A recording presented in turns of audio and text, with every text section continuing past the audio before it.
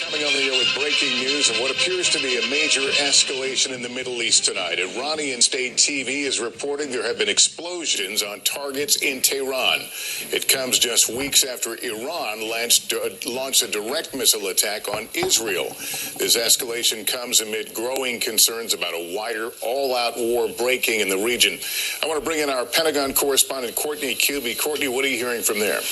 Yeah, so this is something that we've been waiting for several weeks now, and this is an Israeli military response to the large-scale attack by Iran several weeks ago on Israel. Now, Iran on that night launched nearly 200 ballistic missiles towards Israel, several of them striking. Fortunately, the majority of them were able to be intercepted by the Israeli military with some help from the U.S. military. But since then, we have been hearing from U.S. and Israeli officials that a response was coming. Well, that seems to be what is now underway. The Israeli Defense Forces now confirming that they are conducting precision strikes against Iran. Now, in a statement from the IDF, they are saying this is not only in response to that attack several weeks ago by Iran, but this is in a response or retaliation for the dozens and dozens of attacks that they say they have been suffering from Iran and Iranian proxies since October 7th. Now, of course,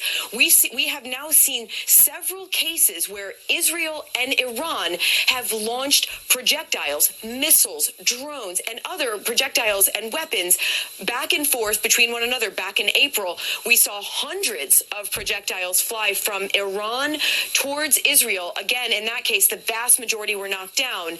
Israel responding with several strikes up towards Iran's nuclear facilities. Now, that seemed to end the direct back and forth between Iran and Israel. And instead, in those months between April and now, we saw the majority of the attacks came through those proxy networks. So we're talking about Hezbollah from Iran, Hezbollah in Iraq and in Syria, and then, of course, the Houthi rebels in Yemen.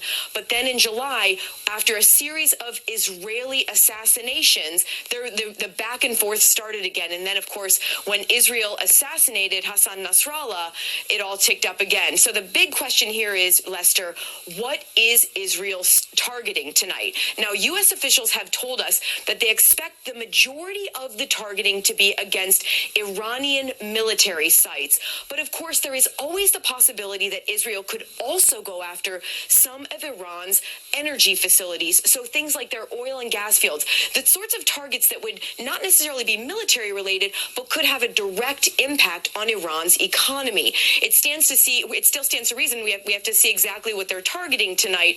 But according to U.S. officials, who I will say we have been asking about this every single day since Iran fired off those ballistic missiles against Israel several weeks ago, we have been asking, and we keep hearing one consistent thing. The expectation is Israel will respond, they will retaliate, and they will go after Iranian military targets, Lester. Courtney, the U.S., as you recall,